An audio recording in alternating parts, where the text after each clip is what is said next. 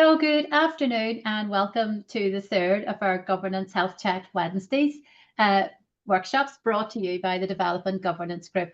My name is Denise Copeland, Governance Charity Advice Manager in NICFA, and I also provide Joint Secretariat to the Development Governance Group. And I'd like to introduce you to two fellow members of the Development Governance Group. We have Dermot Moore, who is a Senior Specialist Community Development for Early Years, the organisation for young children, and Claire O'Hare, who is Membership Support Officer with Youth Work Alliance.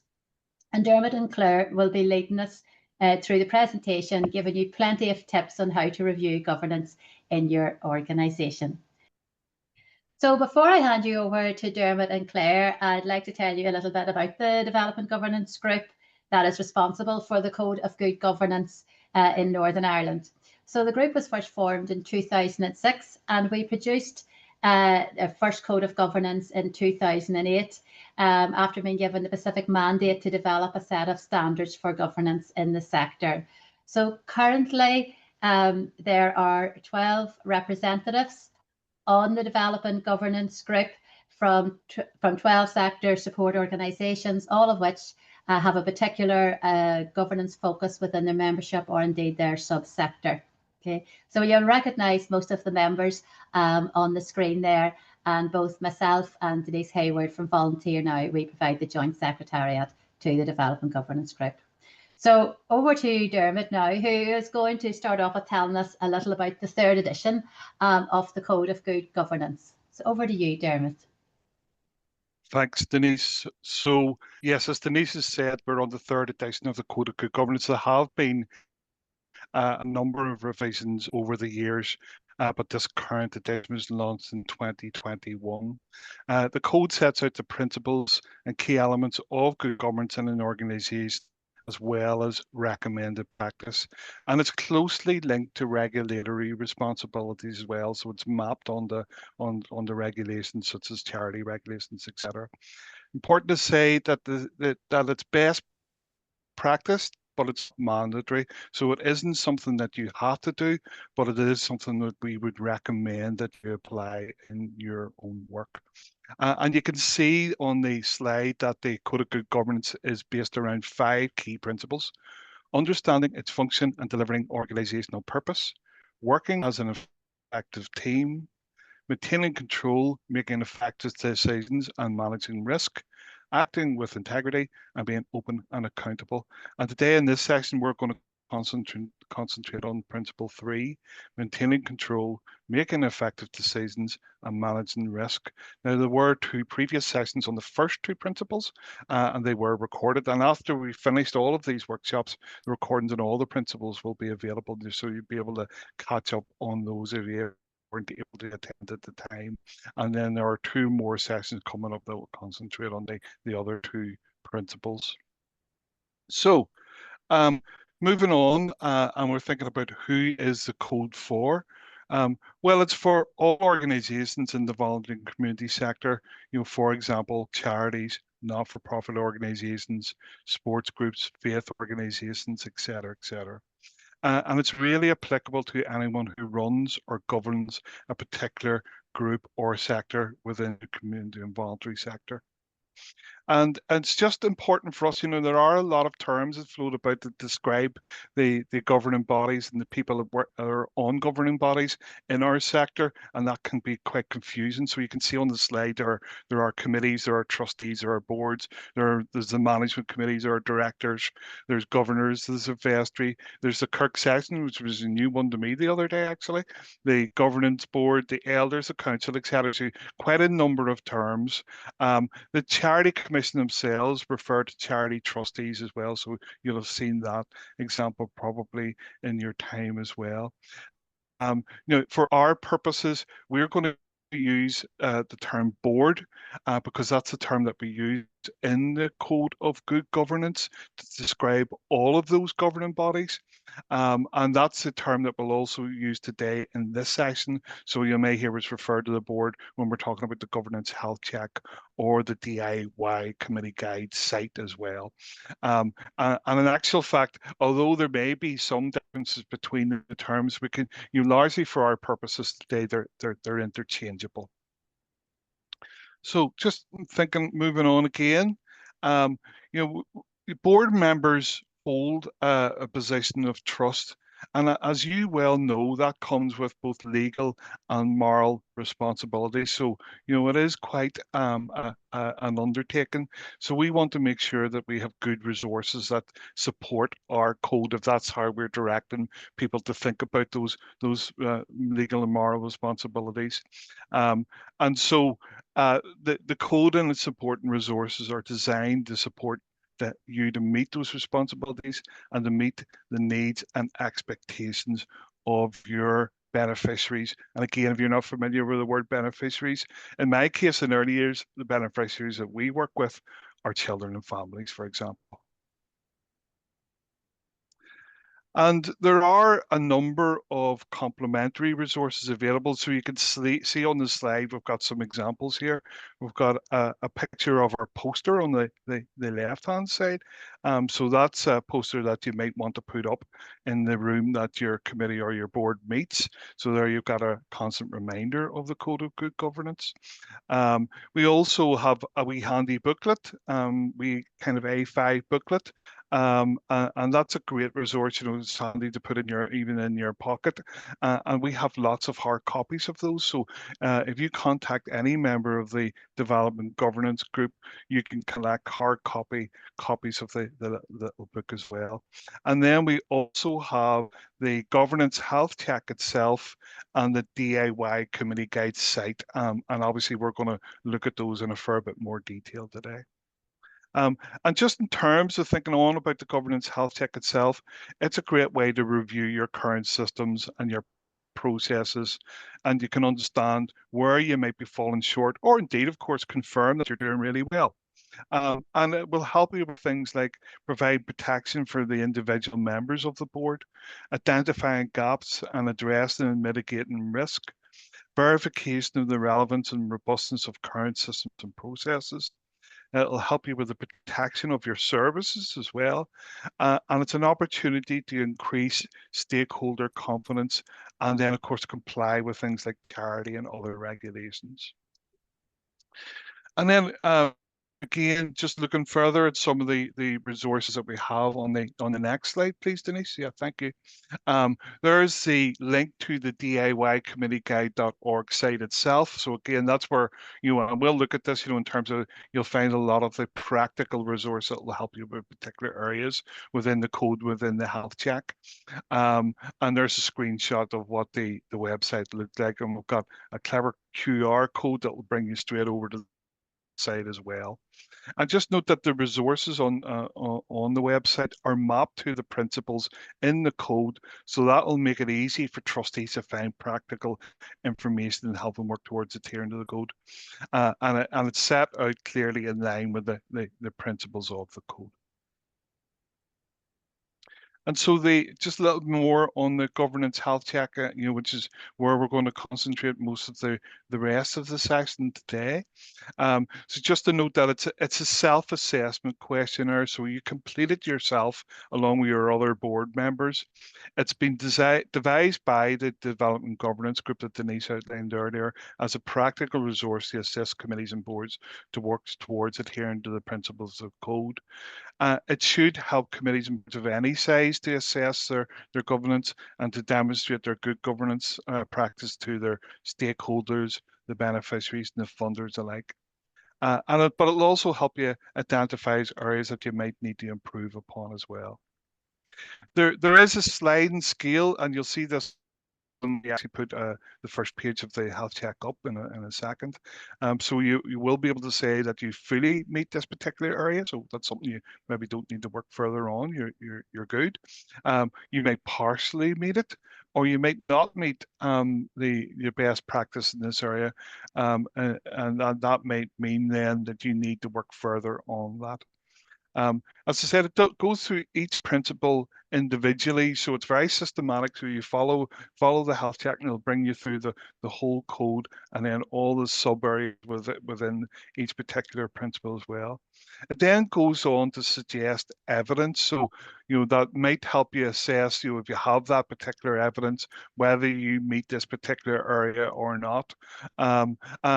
But all organizations are different, so although it is suggested evidence, you have different evidence that works for you that proves that you do meet an area as well. And we would say, of course, that you need to, it's a fair bit of work in this, but so you apply good common sense, in terms of your particular circumstances and the circumstances of the organization you work within, and proportionality is very key. So this might be very different for a small organization than it will be for a large organization. So once you've worked through those areas and looked at things like the evidence, you might find that you have a bit of work to do, and therefore it will direct you to thinking about an action plan. And that might be what you need to do next, because you found that you haven't met a really important area for your organization. Now, do take time to complete the health check. As we said, it is a big enough document, and it may be something that you need to address over time, and you may need to involve other people, share the load when you're working through it, etc. But also just note that it is an internal document, so nobody can ask you for it. It's your own document, and therefore that also points to just being really honest when you are completing. Be critical of your practice and your organization, and that will allow you to come up with the answers that really allow you to develop best practice in this area. Although I said that no one can ask you for a copy of it, it is also good to actually refer to it sometimes. So if you're talking to another stakeholder, like a funder, you might say that we've worked our way through the governance health check and the code for good governance, and that shows that you're really serious about best practice in governance, etc. So that's just me finish that part of the presentation. So I'm going to hand over to Claire now. Thank you, Dermot. So this afternoon, we're going to look at Principle 3 of the code, and we're going to show you how to use the health check and the DIY committee guide to adhere to the code of good governance. How, as Dermot said, how you use the health check is really up to you. It's not something you're likely to complete in one session, and we certainly wouldn't recommend that you try this. We've chosen to break it up, I suppose, principle by principle for the purposes of these sessions. It is a journey, and it's your roadmap to better governance. So break it up, set yourself deadlines, and tackle it in manageable bite-sized chunks. And like any quality assurance process, it demands reflection and review on an ongoing basis. So when you reach point 6 of our roadmap, you're assessing where you are now, what's changed, what's working, and what's still potentially stopping you from getting you to where you want to be. For this process to work, honesty is the only policy. So I'm going to repeat that. This is a for your eyes only document. So you can be honest about what you do and what you don't have in place as you work through it. And then just a quick reminder in terms of the language, it is interchangeable. So if you normally refer to yourselves as a committee, we use the term board, and we are in that sense referring to you. Okay, so I think it's important to say that all 5 principles rely on the board's fundamental leadership role in the achievement of good governance. So it's not, leadership isn't something that's mentioned within the principles, but it underpins all of the principles. So looking more closely then at Principle 3, the board leads by maintaining control, making effective decisions, and managing risk. And a little bit more of an explanation then of that is that the board has ultimate responsibility for setting the vision and strategy and overseeing the activities of the organisation. And while the board may delegate some of its functions to paid staff, boards must regularly review internal controls, risks, performance, policies and procedures by, and then we have our 9 sub-principles that underpin Principle 3. So our first one then is developing and monitoring organisational plans and budgets, and Dermot will take a closer look at this one specifically in terms of budgets. This whole principle in terms of Principle 3 is quite a meaty principle, so given our limited time, we focus on a couple of key areas today. So then the second supporting principle is evaluating results and assessing impact. And we're going to leave impact reporting until Principle 5 as part of our November session, because this looks at openness and accountability in good governance. And it's also an opportunity to look at this in relation to the new emphasis that will be placed on impact reporting under the new Charity SORP, which is due to take effect from January 2026. So then our next one, ensuring proper arrangements or agreements are in place for partnership working and service delivery, understanding and complying with all legal, contractual and regulatory requirements that apply to your organisation. And we'll take a bit of time to review what these mean and what these might be and the evidence that you could use to demonstrate your compliance with these obligations. Implementing appropriate, up-to-date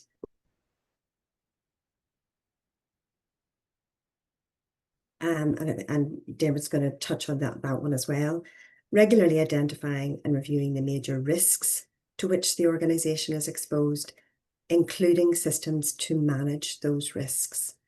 And we'll take a closer look at this one. And then our final supporting principles are ensuring that delegation to committees, staff and volunteers, as applicable, works effectively, and the use of delegated authority is properly documented and supervised.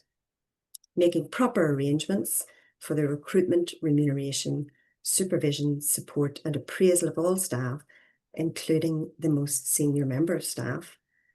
And again, there's quite a lot to that. So we'll spend a few minutes looking at what the health check asks in relation to this, and then what corresponding resources are available to support you to address your responsibilities. Finally, Principle 3 includes the arrangements that you have in place for managing and supporting your volunteers. I'm going to hand you back now to Dermot to look at our first supporting principle under Principle 3, focusing on monitoring and controlling budgets. Okay, thanks, Claire. And so, yes, this is our first look at the nuts and bolts of the health check itself. So you can see some of the things I've already described there, like the area that we're considering along the left-hand side, the sliding scale, and then we're into your evidence, suggested evidence. And the first area that we decided to look at is around finance. You can see that there are other areas that we could have looked at, but we've just picked some out as examples, and finance seemed to be a really critical one to start with. I might add another point. I don't think we said this yet, that Principle 3 and the section on the health check on it is probably the longest one in the whole of the code and the whole of the health check. So if you joined this section, you haven't been on previous ones, you might find that, oh my God, there's so much of this. Well, actually, this is the longest. So other principles in other parts of the code are slightly shorter in this. But anyway, back to finance. And the question that we're asking here is, does the board approve the annual budget for the organisation before the financial year begins? So just to re-emphasize that we're using this as an example for the use of the code. We're not using this as an example to help you plan your finances, though of course we're always available to help with things like that anyway. And the suggested evidence that we might use for that are things like your board minutes, your actual budget itself for the financial year, any project budgets that you might include. And so when we're thinking about the use of that particular area, then if you like, what we'll do here now is we'll move over to, right, okay, so we might need a bit of assistance, and we might need some resources that's going to help us meet that particular area. So we're going to actually move over to our other resource, which is the DIY committee guide. So Denise, could you just move the slide on there? Thank you. You might decide that you've fully met on this area and you don't need any further help. That's fine. But you might decide that you've only partially met this area, or you haven't met it at all, and therefore you need further resources to help you. So here we go. We would click over to our DIY committee guide site, which is linked to the principles and linked to the health check. Remember, so it's mapped onto them, and you can see on that screenshot there that there are loads of ideas, loads of information to help you, loads of hyperlinks to other resources, etc., that you might be able to use, that's going to help you, in this case, plan, finance, and management controls. And out of this, we've actually picked one here, so you can see we highlight near the bottom of the page here, which is the role of the treasurer in preparing an annual budget. So perhaps that's the area that you need particular help on. So you might click that hyperlink, and then you will find we have a further practical resource to help you with that. And that, in this case, is actually a video. So we've got a series of 4 videos to help with key areas in terms of governance. So here's one on the role of the treasurer in preparing an annual budget, for charities and other voluntary and community organisations. So a great wee video that would help you in terms of planning your budget. So again, I'll just let you know that we're not going to show the video today, because it's not about actually helping you plan your budget. It's showing you how to use the health check and the other resources that we're bringing to the table through the DIY committee guide site. Okay, so there's one example of a really practical resource we hope will help you. And so, and just to say as well that these particular videos, there's sign language options available, and there's also, you can change the English subtitles into other languages as well. So we hope it's really very accessible. And that means, of course, that there's no excuse. The video should work for everybody. And then if we're moving on again, and we've got another area on the health check now, and this is around legal and compliance obligations of the organisation. So do you adhere to the legal and compliance obligations of the organisations? And again, over to our evidence on the other side. So the sort of thing that you might be looking for that'll help you understand if you do or do not, are things like letter of offer for grants, contracts of employment for employees, leasing agreements, a number of policies listed there, really important in our area of work in early years, because we're children, access and eye checks, etc., etc. So that's the type of evidence that you might be looking for, and then you can decide whether you fully meet in this area, you partly meet or partially meet, or you don't meet at all. And then below that, really important in terms of compliance, does your organisation adhere to charity or CASC, and that's the sports clubs. For those who don't know what CASC means, administration and reporting requirements.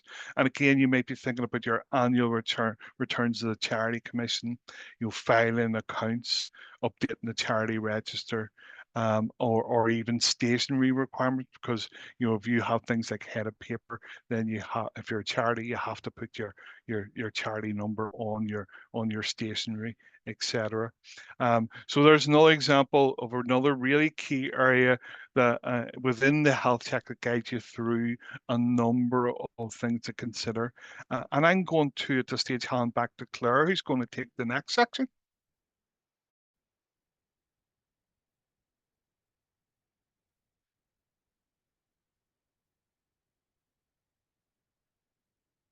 I hope I'm helping back to Claire.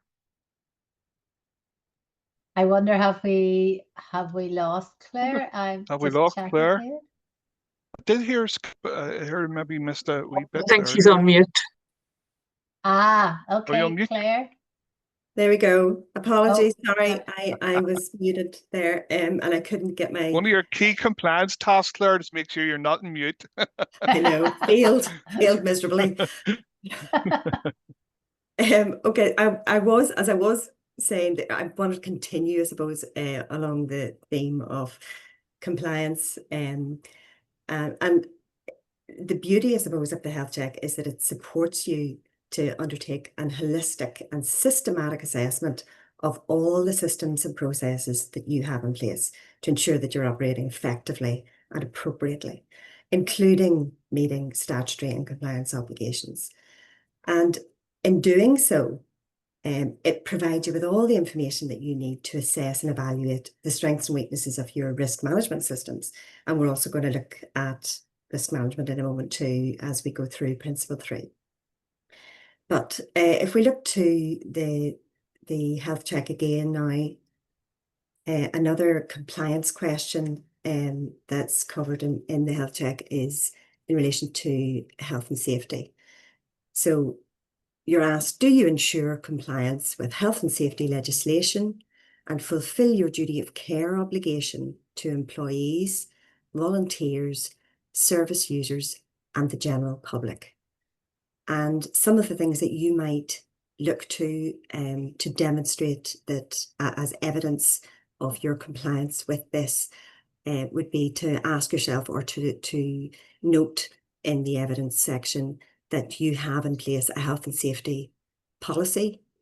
Of course, that health and safety policy needs to be up to date, and it needs to have all of the key information in there that staff will need to keep themselves and all stakeholders safe.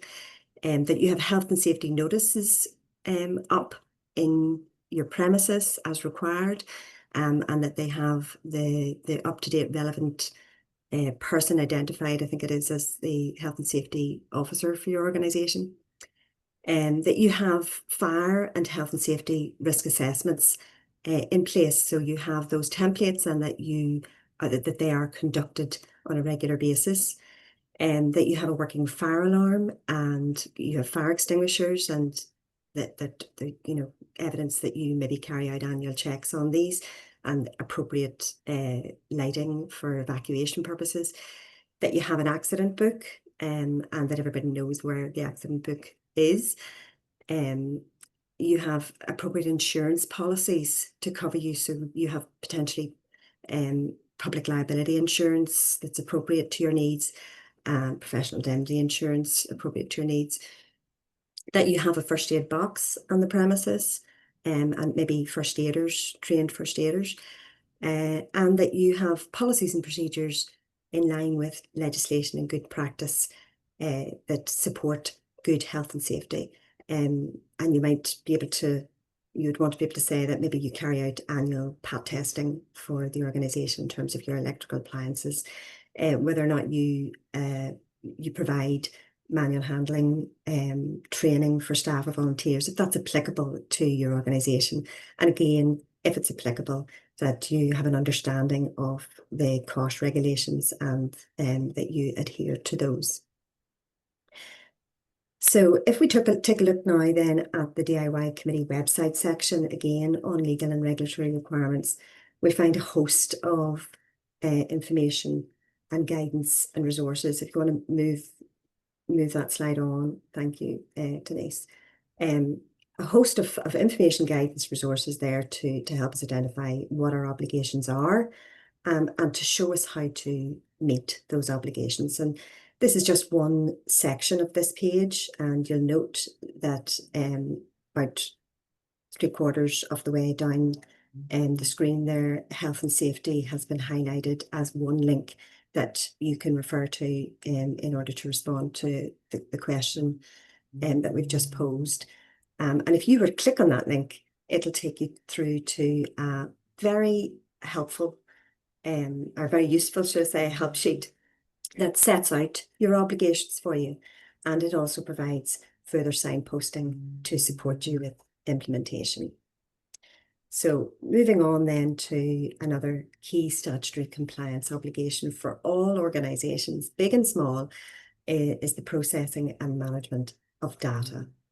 So the question that the health check asks here is, are you looking after the data that you hold?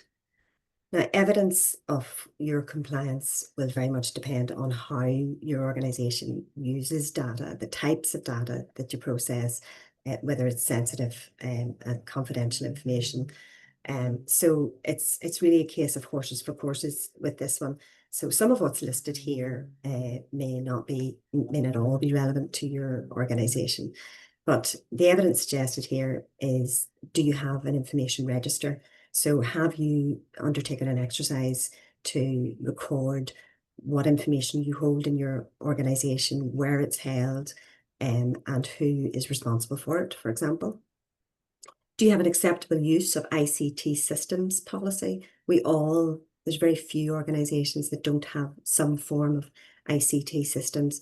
And it's really important, whether it's email, whether you use social media, or whether you maintain electronic records of confidential information.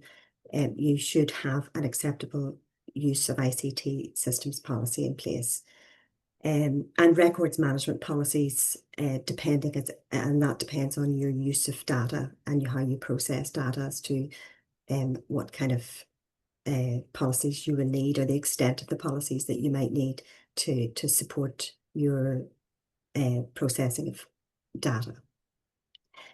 Have staff have separate email accounts. This might only be relevant to an organisation where there are particular roles within your organisation where individuals, as part of their job, process confidential information. So if you're somebody who's receiving, or your staff are receiving confidential information to process or take forward, then that information shouldn't be coming to a general info at, which is accessible obviously to a number of different people. So that's why that's in there. Understanding who's responsible for creating and updating records.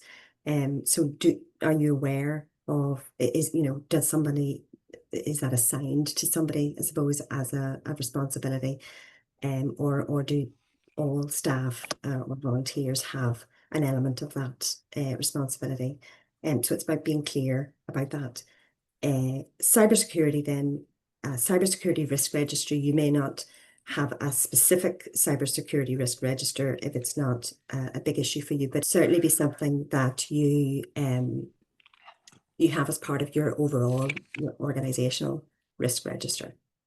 Again, then, if we go back to the DIY Committee website, further down the same page as our health and safety information was on, we'll find a link to a downloadable data protection help sheet, which is highlighted for you. And if you click on that, what you will see are the first 2 pages, I think it is, of a 3-page help sheet, which is really it's a really useful help sheet that takes you step by step, asks you specific questions so that you can identify how you process data and what your data protection requirements are and obligations are. So I think we're going to move to, yes, we're going to have a quick poll. This is an anonymous poll, so we can't tell who's answered what to which question. It's just really to give us a sense of where you feel you're at in relation to this aspect of compliance. So our first question is, does your staff or do your staff and volunteers receive any training, direction on your organisation's data protection procedures? And you can answer yes, no, or don't know to that. And then our second question, do you know if your organisation is required to register with the ICO, the Information Commissioner's Office, or if your organisation is exempt from registration? And again, you can answer yes, no, or don't know to that question. Okay, so we have 68% say yes in relation to staff or volunteers receiving training or direction, which is great in terms of data protection procedures. 25% say no, and that is relative, I suppose, given that well, data protection does affect all organisations, so it may be something that organisations want to look at. And we have 7% say don't know, so it would be important to look into that in terms of your organisation. Do you know then if your organisation is required to register with the ICO? And we have 62% say yes, they know that they do have to register or that it's exempt, and 4% say no. So that's quite a good result in terms of people being on the ball with whether or not they have to register with the ICO.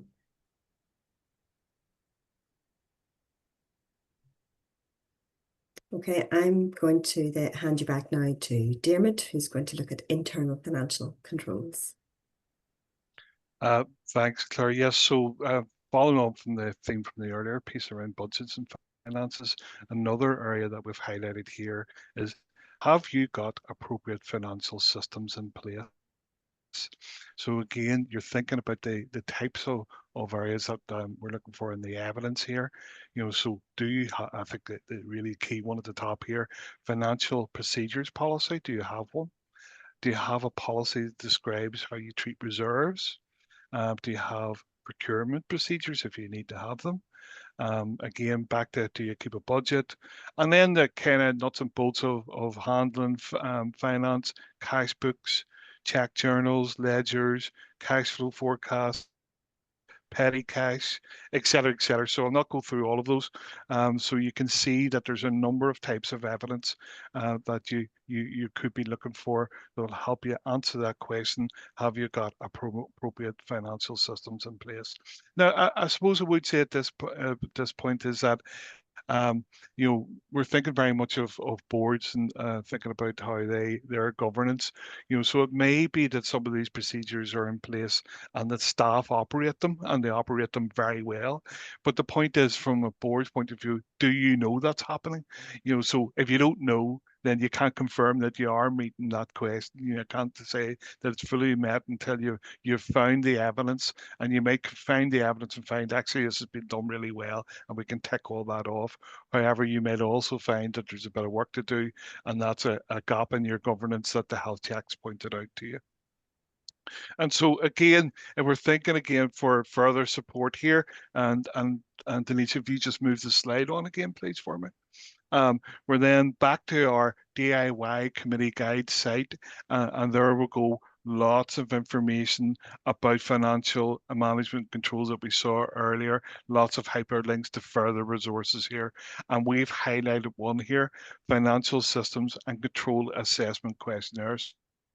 So if you clicked on that link, it'll bring you to a further document that goes into more detail on financial procedures. So basically it'll bring you into an area where it'll ask a further series of questions that really gets down to the detail of good financial control here. And of course, financial control is just so critical to all of our organizations that it's great to be able to go through that in a bit of detail. And you might well work with senior staff on this, of course, or financial staff if you're big enough to have financial staff, and that will help confirm that hopefully that your systems are good, but it also may point out where there's gaps where you need to do further work.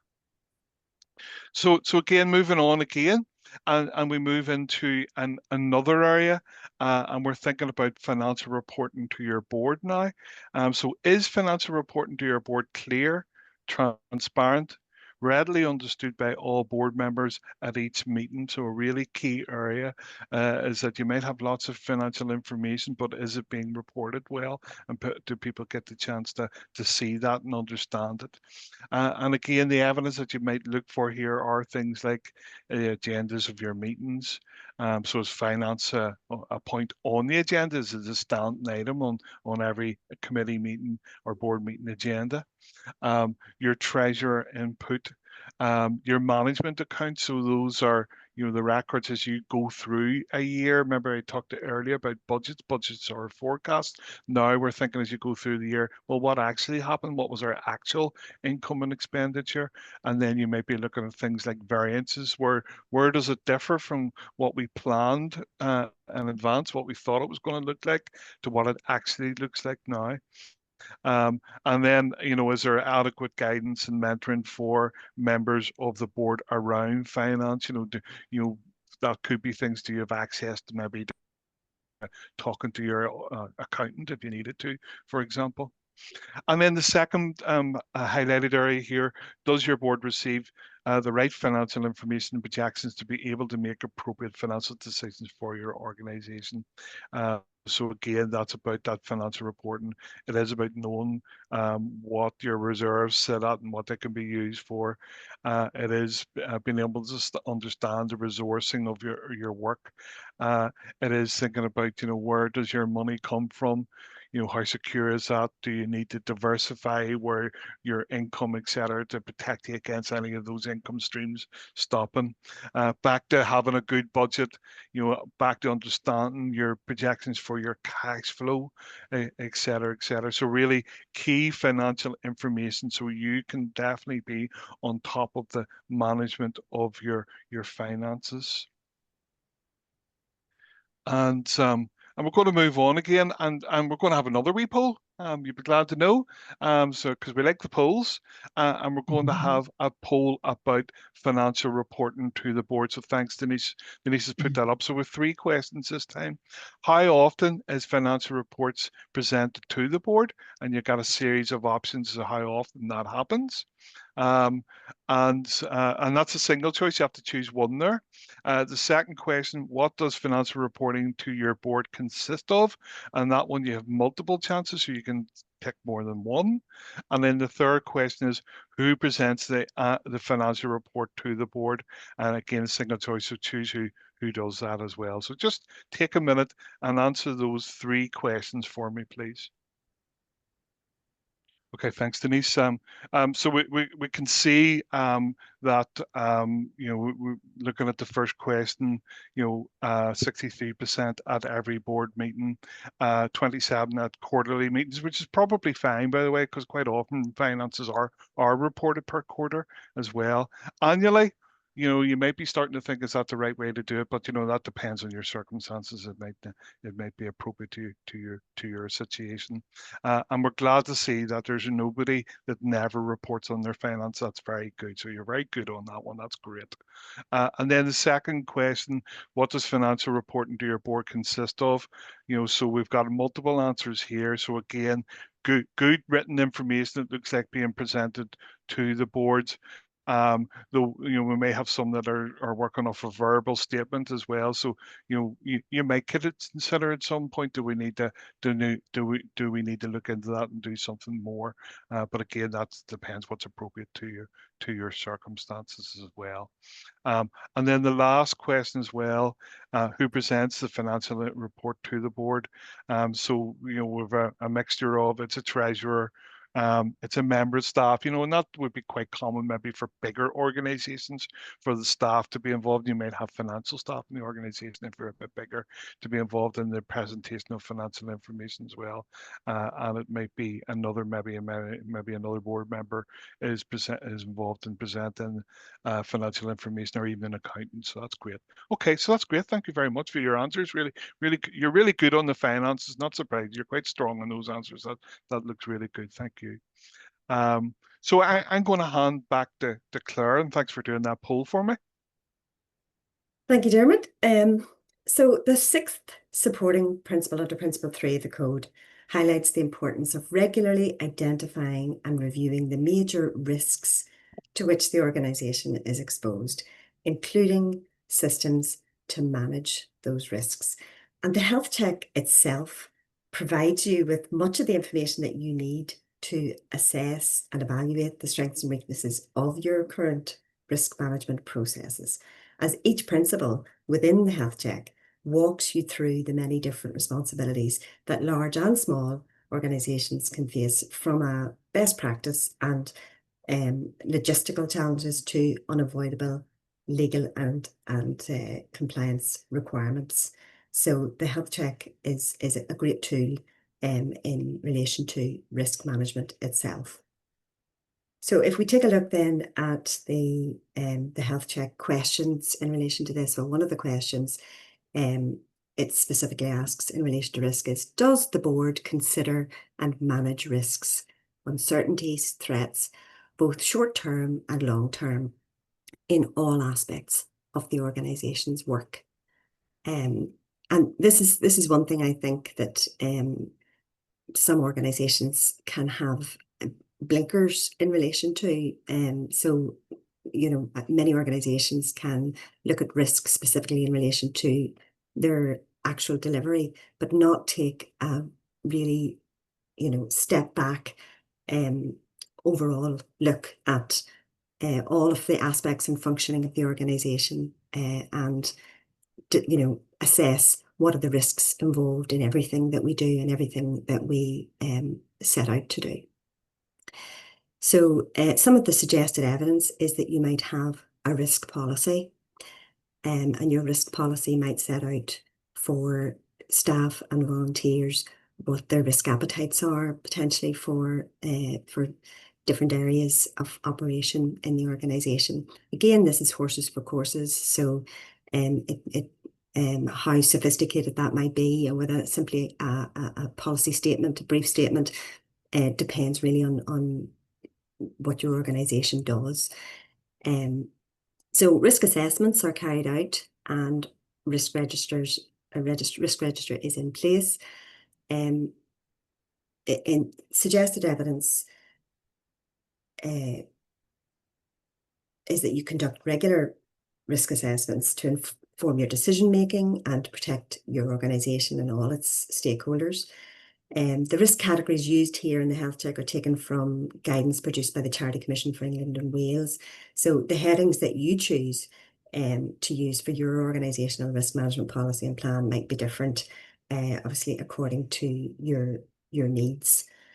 So in this instance, the categories are determined to be governance risks, operational risks, financial risks, external risks, compliance risks, and reputational risks. And obviously, if you put your staff through training, or your staff, your volunteers, and your committee through any kind of training in relation to risk, that's a good thing to use as evidence of your risk management processes and systems.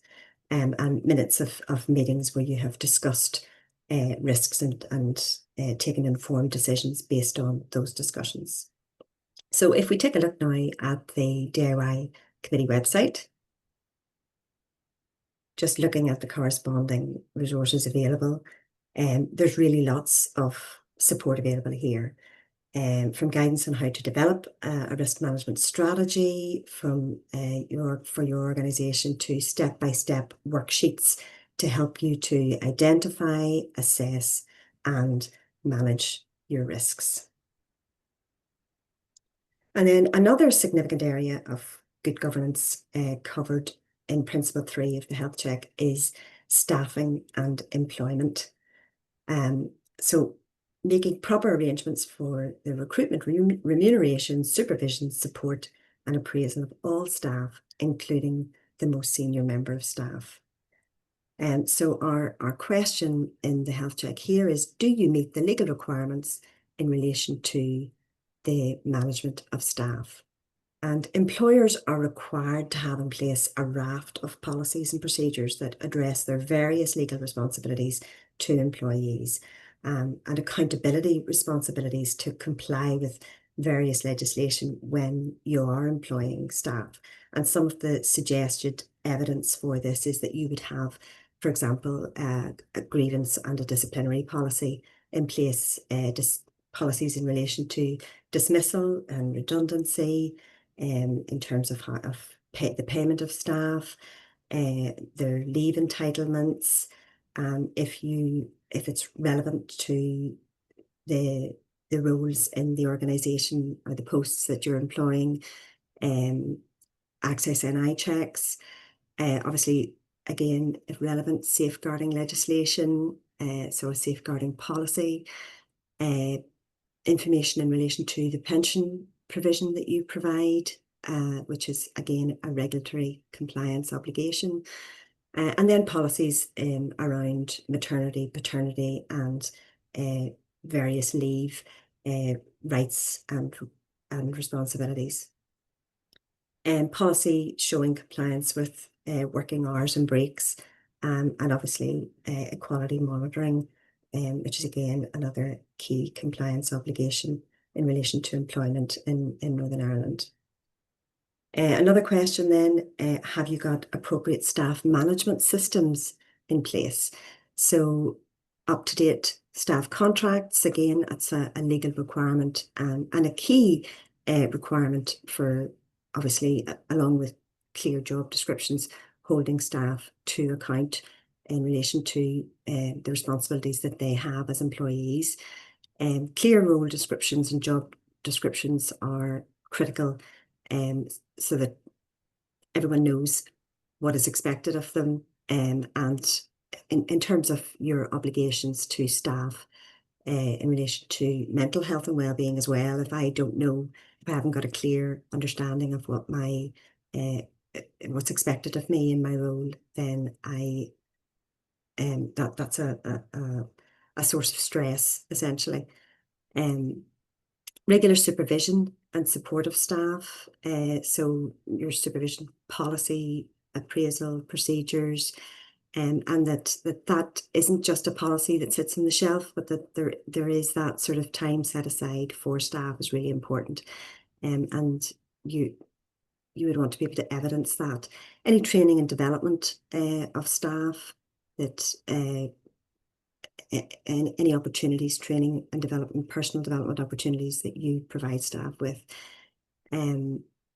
Policies in relation to bullying and harassment, so that everyone knows exactly what type of behaviours are expected and what behaviours are not tolerated. You might have a dignity at work policy. Whistleblowing policy is another critical policy to have. Flexible working, diversity, inclusion, and recognition of trade unions. So that's just some of the examples of suggested evidence. And then following on from this, the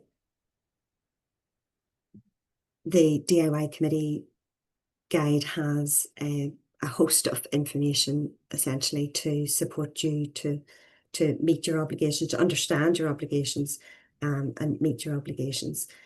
And we've highlighted in particular a very useful downloadable help sheet which signposts you to further information on each of the key areas of employment law. So as you can see highlighted right at the bottom there is employment, where can I get more information?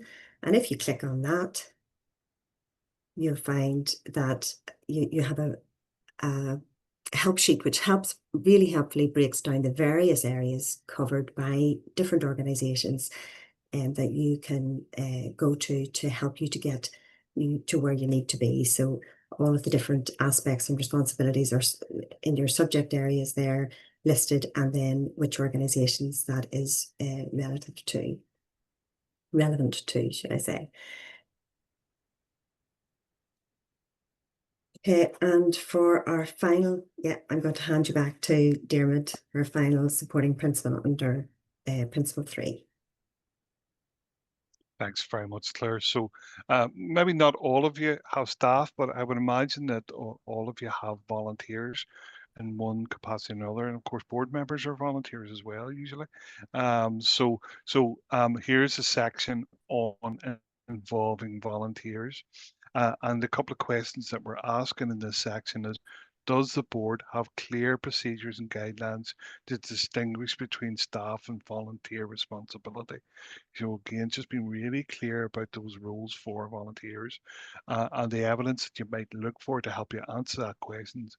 Maybe things like your HR policies, your volunteer policies, your organization chart, how are you structured, your role descriptions and your job descriptions. Job descriptions might sound if it's applicable to staff, but role descriptions and job descriptions may be also used for volunteers. And then the second question here is, have you got appropriate systems in place for recruitment and management of volunteers? So again, we're looking for things like, good induction of volunteers. Again, back to our policy that backs up how we manage and treat volunteers as well. having what agreements you might have in place with volunteers. How do volunteers maybe get expenses if that's something that you operate, and what's the policy there, and what can they get remunerated for? What about the training of volunteers? Have you got measures in place that ensure that volunteers are trained for the role that they've taken on, and possibly even access to personal development training if that's relevant as well? And then, how are volunteers supported and supervised in the organization? And again, back to the DIY Committee Guide site, which gives us lots more resources on volunteers. So there we go. We've got lots of information on volunteer management, lots of information on involving volunteers, bit of information as to why you might involve volunteers as well. And I would go just to the next slide as well, Denise, please. So you can tell a volunteer now we're involved in the working up of the site in the section, because they've got 2 slides of information here. And here we go. We've got where to go to get further advice. And there's Volunteers Now's website. Who are the experts in volunteering. So you have the resources on the DIY Committee Guide itself, but you've also got signposting to an expert organization who can help you further around volunteering and volunteer management as well. Okay, so as you can see, lots of practical information advice there. And you'll be glad to know that's our maybe our last look at the health check and the DIY Committee Guide for this session. So I'm going to hand you back to Denise now. Great, Dermot and Claire, and thank you very much for that great whiz through the health check and DIY guide. And sure, it'll take no time at all to use the governance health check in your organizations. You see how quick you can go through it. Obviously, I'm joking. Obviously, you're going to spend a bit more time than we've shown you today. But the purpose of this session was really to show you how useful those resources are and how easy they are to use. And they are designed for you. They're designed for committees of boards of all sizes to use their organizations. We have used it in NICFA. We use it in small charities where we're trustees, where we don't have staff as well. So it's really useful documents. So we'd love to hear from you now. So please feel free to put up your electronic hand or wave your hand, and we will see you and unmute yourself if you want to come in from any questions. So I'll start with some of the questions that have come into the chat. Just making sure I can see everybody there. So someone was asking, will we send the slides out? Yes, we will. We'll send you out a PDF of all the slides and the resources after the session, probably tomorrow. Are there examples or template policies on the website that can be adapted to your own organization? Yes, that was asked earlier on in the presentation. So hopefully Claire and Dermot have shown you various examples on the DIY Committee Guide where it's linked through to various policies and templates, which you can use then to adapt for your own organization. Okay, so someone was asking, what's the email you can use to get the hard copies, the booklet copies of the code? So you can pick them up from here, NICFA, if you're in Belfast, or if you contact any of the Development Governance Group members, they will be able to get them to you as well. Okay, so a question has come in, Claire. I think this one is for you. It's when you were possibly covering the health and safety aspects. What if you use another organization's building? Who completes the building checks? Well, that would be something that you would need to speak to, if you're leasing a room, one room in a shared building, then things like fire alarm checks, all of those can be part of your leasing arrangement. So that might be the landlord who conducts those, but you would need clarity on what responsibilities you have in relation to, because obviously if there are shared corridors and lifts and communal areas, they're going to take responsibility for all of that, and they may, you know, even check smoke alarms and smoke detectors, sorry, in your individual offices. But the pad testing of equipment within your at least part of that building would be potentially up to you, and fire escape from whether you have a number of rooms or one room would be up to you, as far as I'm aware.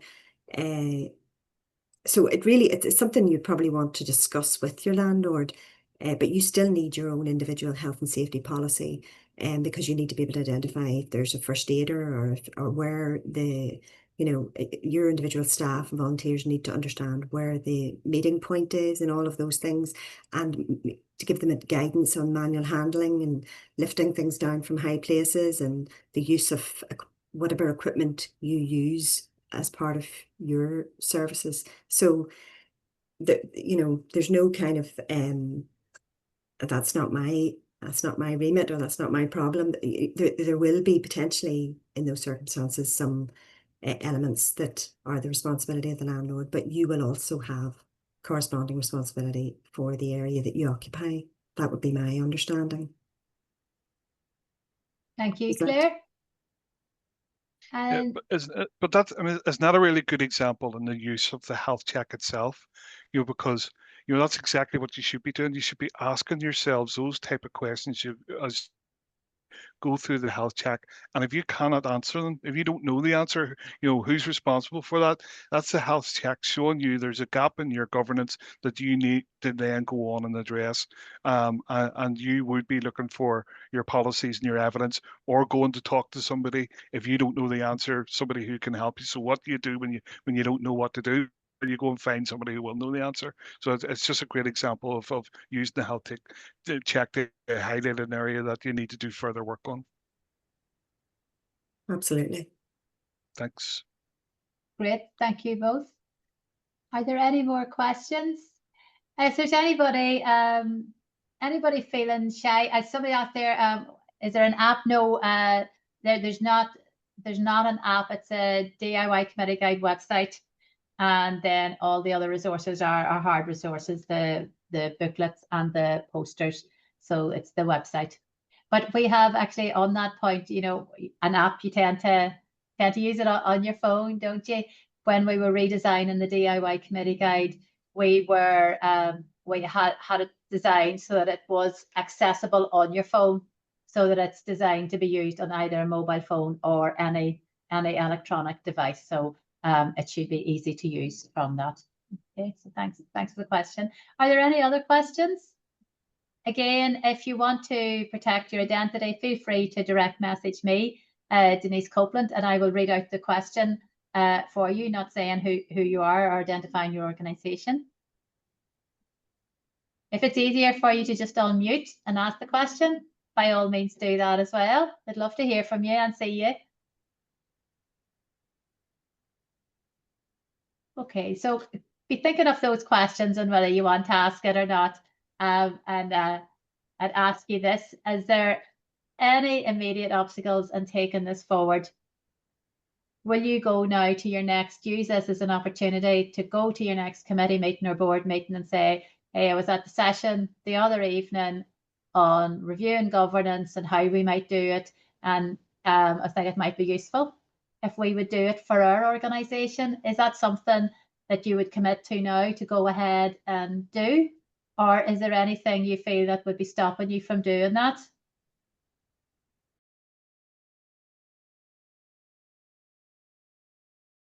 I absolutely agree. I suppose the only thing was saying, you know, time being an elastic thing, that if you spend time in prevention, i.e. doing things like the health check, that might prevent you, hopefully, spending time in a negative space later on because you didn't check something and then something went wrong. You know, eventually it might help you save time. Though I appreciate it's not always easy to front load the time at the beginning.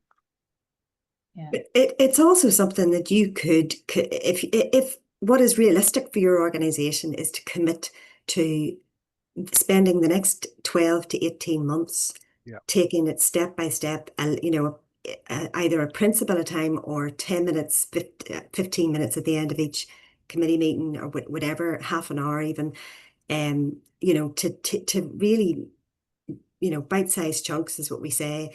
It doesn't have to be done inside of a month, 2 months, 3 months. You can say you're working towards it, and the very fact that you are working towards it, you might want to even prioritize what bits do we want to look at first, and you don't have to take it in order, because they're not in order of, there's no value order to the principles 1 to 5. They all have equal value, all equal importance. So you could go straight to principle 3, for example, if you want to be sure of your legal and compliance obligations, or if you have any immediate concerns, you can look at that principle as your first, tackling that first of all through the health check.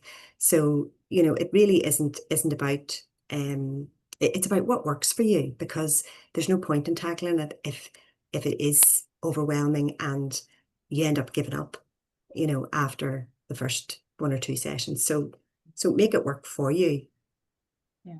I know some organisations, and I know ourselves, we set up a governance subcommittee to specifically look at it and to work on that, and then out of that came other pieces of work for that governance subcommittee, but because of they identify the things that need doing.